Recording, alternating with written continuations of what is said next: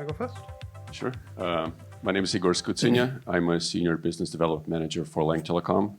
I'm an RCS team leader, and I'm also involved in developing our AI-based and value-added services. Hi, I'm Ave from Messente Communications. I work as a procurement specialist in the company, so I'm responsible for everything that goes on with our SMS traffic in Europe and North America, and also in very close conversations with our enterprises and sales teams every day. So here to share more about their perspective. Thank you. Oh, is it working? Yeah. All right, great. So my name is Hassan. I am based in Stockholm and represent Vonage, heading up the Vonage Nordics region. And our primary focus, of course, it's the business messaging with a lot of emphasis now on making RBM a reality in the market. And I think these kind of forums are very useful, both for ourselves as aggregators to learn new things, but also then to pass on that knowledge to the enterprises and from then on to the end customers. So very excited to be here. Thank you. Okay, I'm going to move along because I realise I've got my back to some people over here, so I'll move over here a little bit. Right, so we are looking at perspectives on messaging evolution. So the big word here is evolution. So think back to when I was at school, a bit of Darwinism, you know, sort of we come out of the swamp, our fins turn to legs, something's changing, we're adapting to the environment, we're going from something to something. So what is the evolution that you're seeing? Where is it and what is it? We can start with Igor. Yeah, I can go first. Or is there evolution? Oh, yes. Okay. Oh, there's always change. The only constant is change, as they say. And we see that in messaging market as well.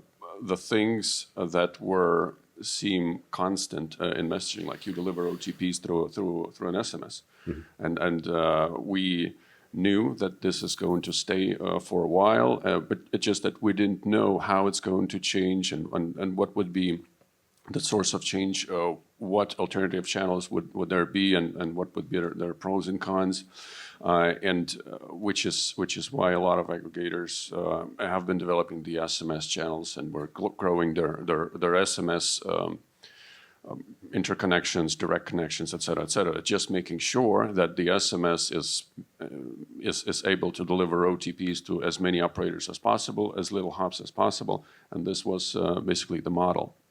However, with introduction of alternative channels, with introduction of OTT, with introduction of RCS, introduction of raising prices by operators as well. I mean, all those things contributed, and now when enterprises are choosing the communication channel, whether to deliver OTPs or notifications or what have you, they don't have to stick to SMS. And now they're choosing between several channels that have different parameters, different quality metrics, different delivery, different format, and different brand representation. And now we see that SMS is declining, giving away to those other alternative channels, those being WhatsApp and Viber and OTT mainly, those being RCS.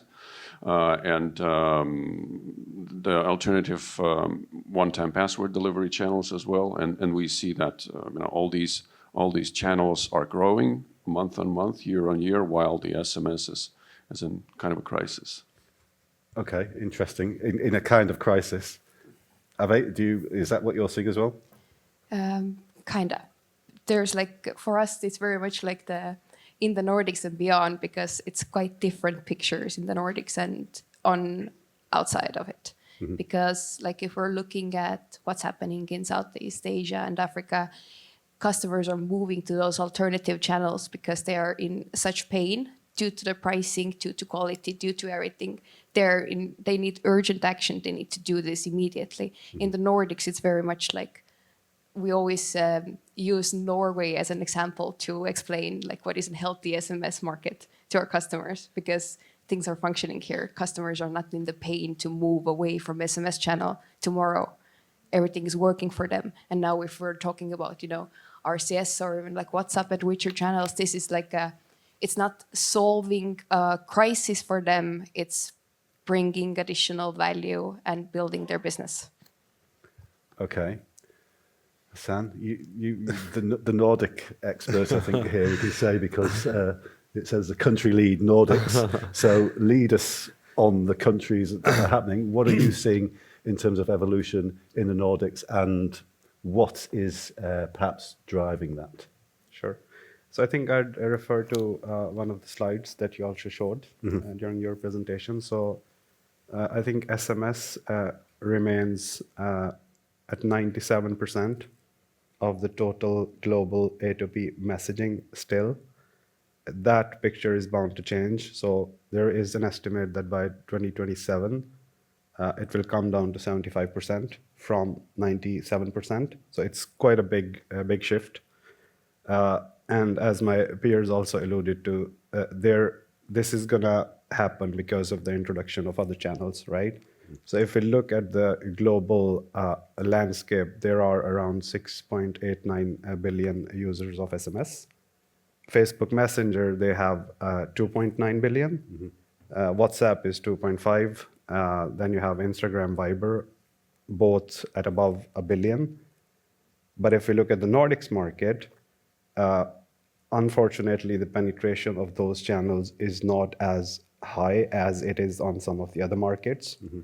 And I think there are some obvious reasons. The first reason being that, of course, if there is no P2P penetration, then it would not convert to ATP either, right? So if there aren't many users of WhatsApp in this region, then you won't see a lot of brands introducing that channel either.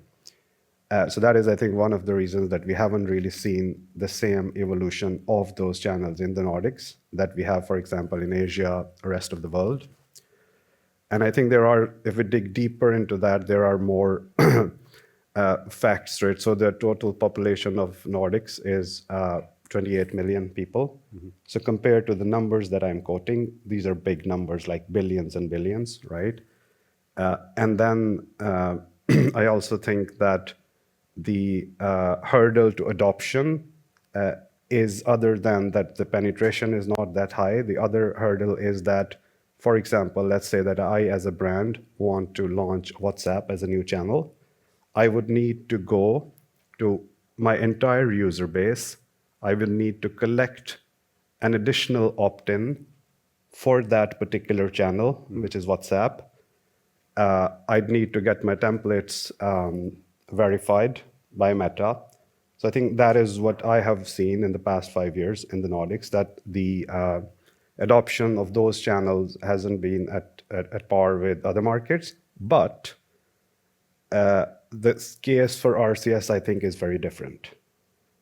And the main reason is that the adoption of RCS, first of all, it is native to your handset and to your network. Second, you as a brand can use the same opt-in that you have for SMS. So enterprises who have spent years and decades on collecting the phone numbers of those users and then opt in to communicate with them, they'd be able to leverage that already existing opted-in user base to start using RCS. And in my eyes, that is a big thing. I, as a consumer, I would not need to do anything. So as soon as I have a handset that supports RCS and a network that supports RCS, and as soon as the brand that is communicating with me enables it, I will start receiving it. So there is no real hurdle to adoption, right?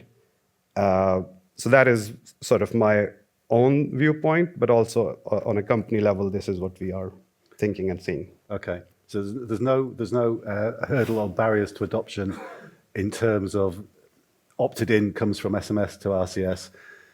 What are then, if we look out again of the Nordics, we can come back in, because I think what you said about carriers is something that we will come back to and maybe address another elephant in the room that was mentioned earlier. Is this what we're seeing sort of in markets everywhere? WhatsApp, I have the impression, and it seems to be, is a bit of a juggernaut in terms of OTT business messaging. It may have come from the sort of the customer care side, and now it's moving into the traditional A2P SMS areas. Is that barrier something you've seen in terms of opting in, or does it just not exist in terms of brands moving to WhatsApp? Well, in terms of brands, is it working? Is it working? Okay. Yeah. Yeah. In terms of brands moving to WhatsApp, we see this shift. And obviously, the businesses, I mean, it's not their main function usually to deliver messages. This is something that they have to just take care of it. If the quality metrics are met, if the process is there, and then they save some budget, this is how they do it. And when they whether they use WhatsApp for that instead of SMS, or they switch over to RCS, et cetera, the job of aggregators here is just to make sure that this process is as easy as possible.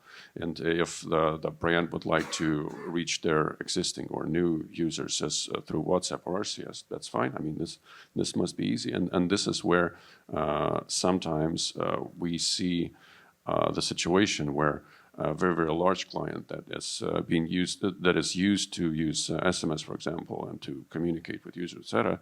We're introducing this new channel to them, and they ask us, well, do you have the new user base that you're able to reach through this channel, or what are the financial incentives here? It's either the new market or we cut the costs. And sometimes with RCS, this is where the difficulty for us sometimes comes, is because the SMS with reach still it's a lot better than WhatsApp and RCS. And in terms of cost, in many countries, including those markets that are doing great in terms of RCS, the policy, the commercial policy, is to have the same price for RCS than with SMS. And this is where we just see a little bit of a struggle. And one other thing that we encounter is sometimes the brands are just they're not willing to do all the providing of the templates and materials and sign all those things and go into legal to make sure we could use the colorful brand that they have delivered over the years and have done wonderful campaigns with. So we kind of, especially with our largest enterprise clients, they were often reluctant to fill those tables and give us those things just because of the paperwork and legal work, etc. Okay. We see, and by the way, we see that some operators around the world are kind of moving towards aggregators and this problem. They would sometimes provide generic sender. Like when we talk to operators, sometimes they one of the things we ask, do you provide generic sender? It could be, and we understand that this is kind of counter the idealistic picture of RCS. When we talk about RCS, it's supposed to have a verified brand tick mark, and it's only the brand is doing the whole communication. What we kind of usually discuss is if we could use the generic sender for a limited amount of time to deliver this traffic, to have end users engaged, to get familiar with the channel, and then after 2 or 3 months, we could switch over to the fully engaged, fully branded channel. So this is one of the things that we talk about. Okay. Ave, is this something you're seeing as well? I mean, what are the pain points? What are you seeing that would make RCS more attractive, or is it really attractive and people are banging down your door to roll it out? Nobody has come banging on our door about RCS yet. Okay. They have about WhatsApp. So there's we see a lot more popularity currently in WhatsApp. But I think there's a huge case that the aggregators can make to the customers, because even our customers come banging on our door, I want WhatsApp in Bulgaria. And we're going to go to them, we are not giving you WhatsApp in Bulgaria. Bulgaria is a Viber market. You're going to use Viber. And they listen to us. So having that partnership with the customers and being the educational, kind of sharing our knowledge and expertise, it's what really helps. And I see the same happening in the Nordics. Because although nobody's coming banging on our door about RCS or WhatsApp right now, and our customer base is small to medium enterprises, which is difficult because they might not jump on board with all the newest channels, and they don't want to be first to have this RCS. They are going to sit back and wait and see what the other players on the market are doing. And when they actually see the value, then they want to go ahead with the implementations on their side, because it's a huge financial burden for the customer to implement a new channel. But at the same time, like there's much less of this like legal walls that they have to tear down, and things move a lot faster once the decision has been made. And the same goes with like WhatsApp. If customer has already made the decision that they want to implement this channel, then they will go through all the extra steps, and we see them doing this with enthusiasm. They are excited about moving. They just need the first initial push. Right, they need that something to spark the evolution. The treat. Yeah, the finger pointing. So the Nordics, you mentioned the specific sort of conditions that we've got here, that WhatsApp is not that big, and the opting in is not sort of carried over from SMS. So RCS, it's a logical choice, isn't it? It's carriers should be opening up their arms and. So the thing is, again, what I said is more of a prediction of the future of RCS. It's the evolution. We discussed education, right, in the previous session, and I 100% agree that even when we talk to the enterprises, since we are all in this industry, right, we all know what RCS is, what RBM is, but most of those companies out there, they don't, right? So there is this element of education that still needs to happen. But then when we eventually have Apple on board, and when there is the activation of RBM on both Android and iPhones, then I think the conversion from SMS to RCS, it would happen quite rapidly. And I also think that if we look at the different variants of the RCS that are available today, the adoption of those variants would also vary quite a lot. So if we look at our SMS business today, I would say 90% of that business is one-way transactional SMS, where a brand informs the consumer of something. Your parcel has been shipped, your order is confirmed, track your order, your flight is booked, those kind of messages. And in those instances, the value that RCS brings is the creditworthiness, that the message that you're receiving has been verified by Google and by the operator. So again, this is our prediction, but I think the low-hanging fruit would be the conversion of those transactional one-way notifications to RCS with the value add of the additional creditworthiness. The second case, where you can use all the bells and whistles and build up the menus and the buttons and the carousels and those kind of things, they will come second, because they add a lot of value to for the brand that is communicating with the consumer. And from a user experience perspective, since you don't need to leave the context, you can do the action then and there. It will be adopted rather quickly following the first category. But the third category, which is conversational, that is where I think the enterprises would need to equip themselves in order to handle the incoming messages, because as I said, 90% is one-way transactional messaging. So those enterprises that are using the conversational variant for customer service or for returns or for rebookings and those kind of things, they'd need to have systems, processes, and personnel in place in order to introduce those kind of use cases. And I think that is where we would also see an evolution of a lot of AI chatbots that would answer the no value questions coming in from the customers. So I think the third category of the RCS, that is perhaps a bit ahead in the time when the organizations are equipped with dealing with those kind of use cases.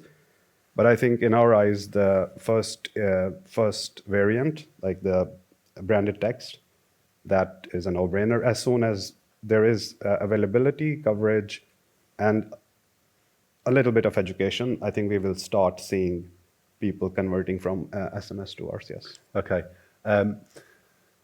Are there any questions in the room? Because we want to make this as interactive as possible. I'm sure we've got lots of people out here with opinions or ideas. Any hands up or not? Yes, we have one here. So, Martika's just coming down with a mic. If you could hang on I can one. speak loud. You can speak loudly, okay. Martika's run all the way down the stairs as well. Thank you. Okay, so from Infobip perspective, we totally agree with converting to basic, but we also have the hen and the egg here because there's a lot of consumers who wants to, communicate with the brands or the organizations. It might be healthcare or whatever, but that's never been an option with SMS. So we also, in coming back to what Guru said before, is that I have a feeling that the mobile operators threw it back to, to Guru and us as aggregators. But on that and on her question, I mean, I feel that it's difficult for us because we're not steering wherever we are connecting to RCS. It's the mobile operators who do that. They have their jibing connections. So it's difficult for us to steer that in terms of go-to-market strategy. So I wanted to hear from you guys, how do you think that we could best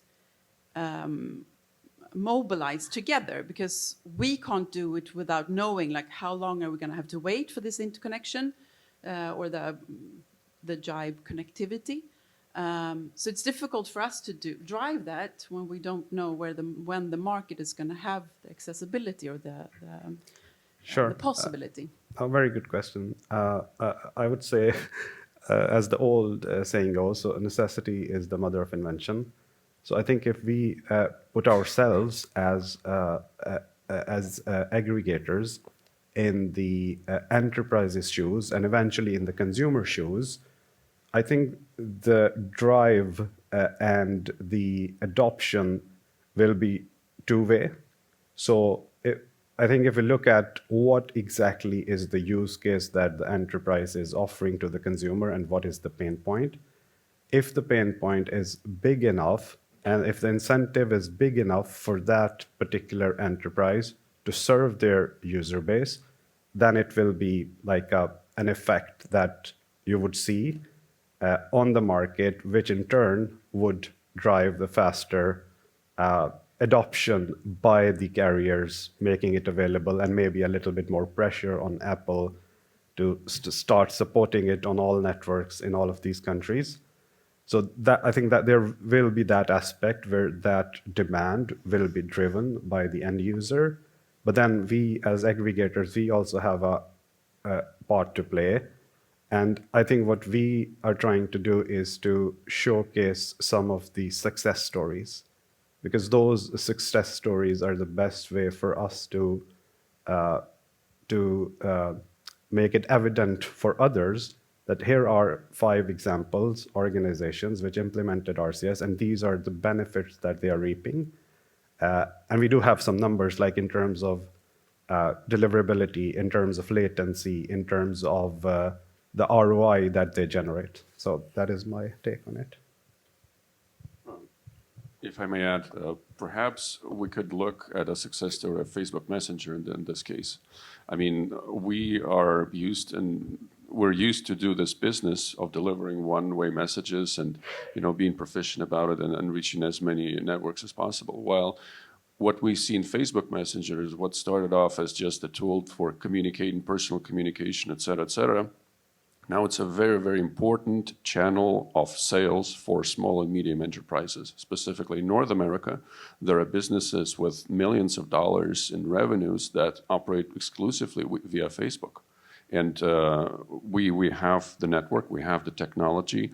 It's not yet honed, it's not yet perfect in doing commercial business through RCS, and obviously the aggregators and end users and mobile network operators have things to do and the road to go.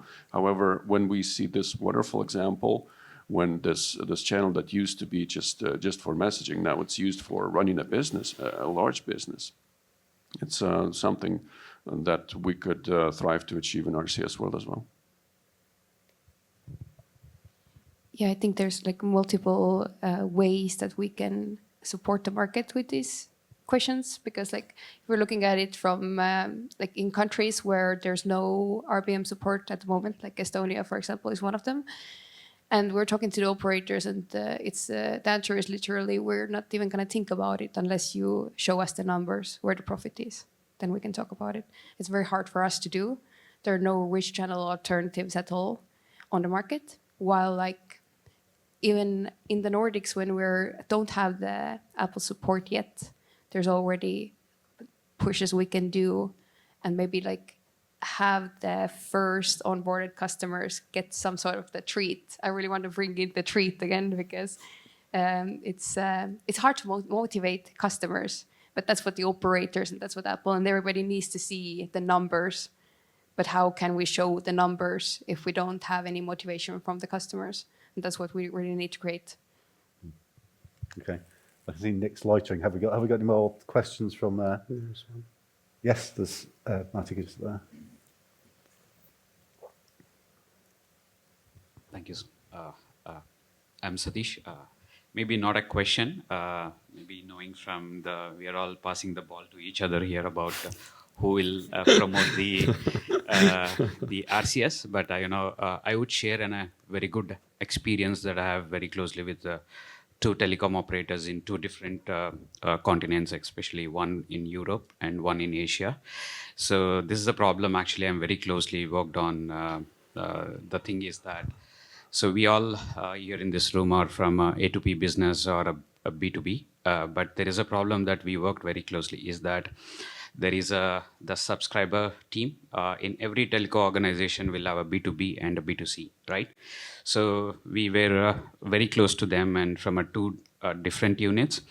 So how they want to solve that problem, especially in Central Europe that we worked, what they decided is I will take the cost and I'll promote all my subscriber message for awareness to end customers so that they know there is RCS is a telco channel. Okay, it means today if a brand goes like the aggregators goes to an enterprise, it means that you are communicating to one enterprise, right? Like it takes a longer time to communicate each enterprise about the RCS. But let's say a telco reaches from a subscriber perspective. Hey, do you want to recharge your mobile data?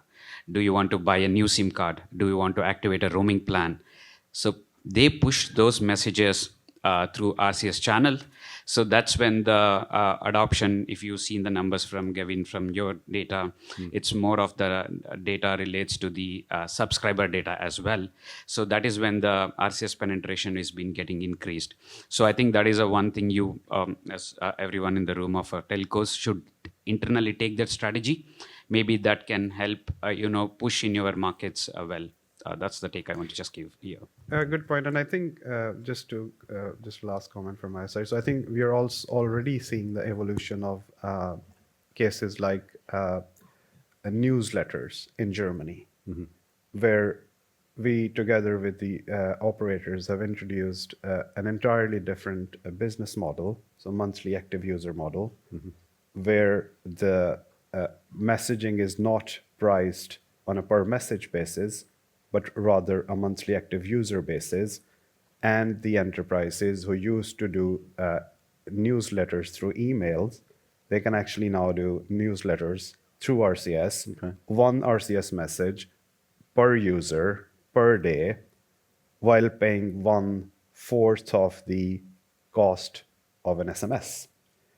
And I think that is where we will see a lot of innovation happening, maybe specific to certain use cases, which were being served on other channels coming to RCS. Okay, so that idea, I think someone mentioned earlier, drinking your own champagne. Yeah. there is another term as well, which we won't say. Well, thank you very much to the panel. We'll move on to, I think Nick's got some more things. Thank you.